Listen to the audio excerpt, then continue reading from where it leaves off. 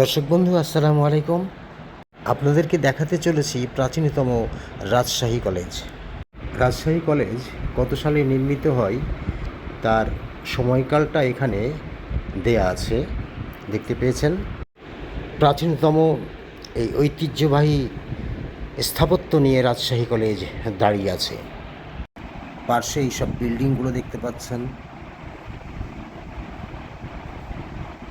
ওই পার্শ্বে রাজশাহী কলেজের ধার ঘেঁষে চলে গেছে কলেজিয়েট স্কুল। কত প্রাচীন শিক্ষাই জাতির মেরুদণ্ড। এই শিক্ষাঙ্গন থেকে একাধিক শত শত গুণীজন এখান থেকে পাশ করে বেরিয়ে দেশকে এগিয়ে নিয়ে যাওয়ার জন্য তারা আপ্রাণ অবিরতভাবে চেষ্টা করে গেছেন। এই শিক্ষা প্রতিষ্ঠানে ঢুকতে গিয়েই প্রথম ফটকে কোন সালে প্রতিষ্ঠিত হয়েছে তা লেখা আছে। হ্যাঁ দর্শক বন্ধুরা, এই রাজশাহী কলেজ বাংলাদেশের অন্যতম প্রাচীন ও ঐতিহ্যবাহী একটি শিক্ষা প্রতিষ্ঠান। দেখুন, সেই পুরাতন ঐতিহ্যের রঙগুলো ধারণ করে রেখেছে। সেই সিঁড়ি, কি কারুকাজ! এটি 1873 সালে প্রতিষ্ঠিত হয়। প্রতিষ্ঠার পর থেকে এটি উচ্চশিক্ষার ক্ষেত্রে গুরুত্বপূর্ণ ভূমিকা পালন করে আসছে। এটির প্রাচীন দিক থেকে ঢাকা কলেজ আর চট্টগ্রাম কলেজের পরেই এটি বাংলাদেশের তৃতীয় প্রাচীনতম কলেজ। বন্ধুরা, আপনারা কেউ কেউ জানেন এই কলেজের প্রতিষ্ঠাতা কে, তার নাম কি? ধুবলহাটির রাজা হরলাল রায় বাহাদুর এই কলেজটি প্রতিষ্ঠার জন্য তিনি জমিদান করেন। এর পরিমাণ হচ্ছে 35 একর, অর্থাৎ 14 হেক্টর। রাজশাহী যে শিক্ষানগরী তার পরিচয় অনেক আগে থেকেই। শিক্ষানগরীর সূচনা 1828 সালে বউলিয়া ইংলিশ স্কুল প্রতিষ্ঠার মাধ্যমে রাজশাহী শিক্ষানগরী হিসাবে পরিচিতি লাভ করে। পরবর্তীতে রাজশাহী কলেজ নামে প্রতিষ্ঠা পায়। দর্শক দেখতে পাচ্ছেন রাজশাহী কলেজ গ্রন্থাগার। এখানে ছাত্রছাত্রীরা এই লাইব্রেরিতে আসে। ছাত্রছাত্রীরা ক্লাস শেষে এই গ্রন্থাগারে স্টাডির জন্য সময় কাটায়। কলেজটি তার দীর্ঘ ইতিহাস ও ঐতিহ্যের জন্য পরিচিত। অন্য যে কোনো প্রতিষ্ঠানের মধ্যে এগিয়ে থাকা এই প্রতিষ্ঠানটি শিক্ষা প্রসারে গুরুত্বপূর্ণ ভূমিকা রাখে।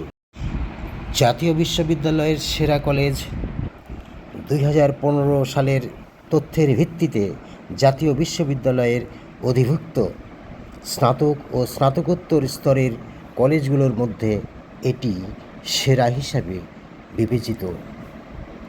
রাজশাহী কলেজ শুধু একটি শিক্ষা প্রতিষ্ঠানই নয়, এটি রাজশাহীর তথা বাংলাদেশের শিক্ষা ও সংস্কৃতির একটা গুরুত্বপূর্ণ অংশ। বাংলাদেশে এই কলেজ হতেই সর্বপ্রথম মাস্টার্স ডিগ্রি প্রদান করা হয়। দর্শক দেখতে পাচ্ছেন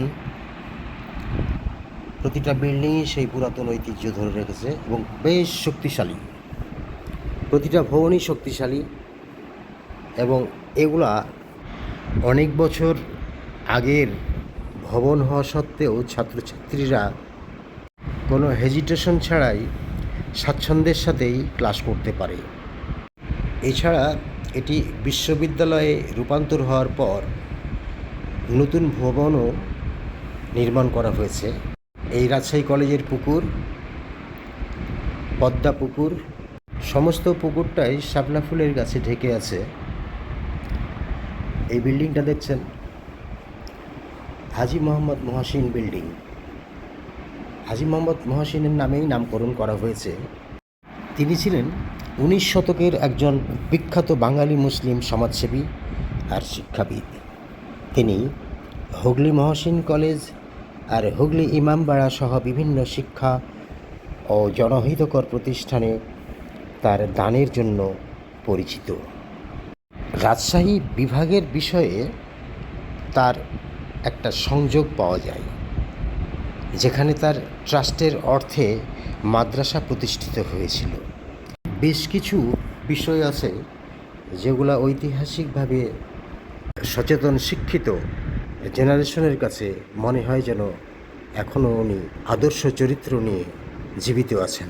দর্শক বন্ধু, আপনারা এখান থেকে যারা পাশ করে বেরিয়ে গেছেন, দেশের যেখানেই আপনারা অবস্থান করুন না কেন, এই রাজশাহী কলেজ, এই ক্যাম্পাস, প্রতিটা ভবন, ক্লাসমেটদের সাথে সম্প্রীতি, শিক্ষক ছাত্রদের মধ্যে সৌহার্দ্যপূর্ণ আচরণ আর একে অপরের প্রতি স্নেহ মমতার কথা আপনাদের এই ভিডিওটি মনে করিয়ে দিবে।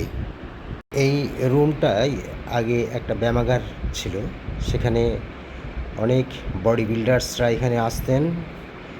এই রাজশাহী কলেজের ছাত্ররাও এখানে এক্সারসাইজ করতেন। বেশ নামি দামি বডি বিল্ডার্সরা এখানে ব্যায়াম করতে আসতেন।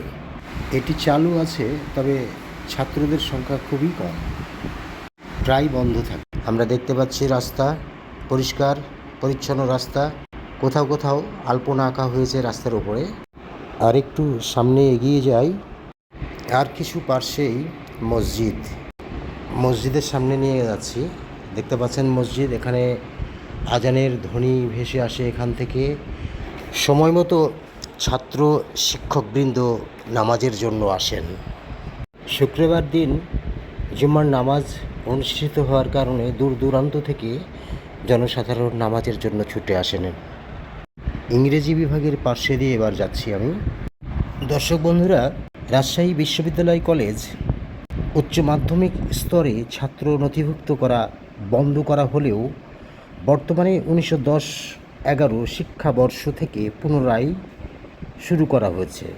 2024 সালে রাজশাহী কলেজ সহ 4টি কলেজকে রাজশাহী বিশ্ববিদ্যালয়ের অন্তর্ভুক্ত করা হয়।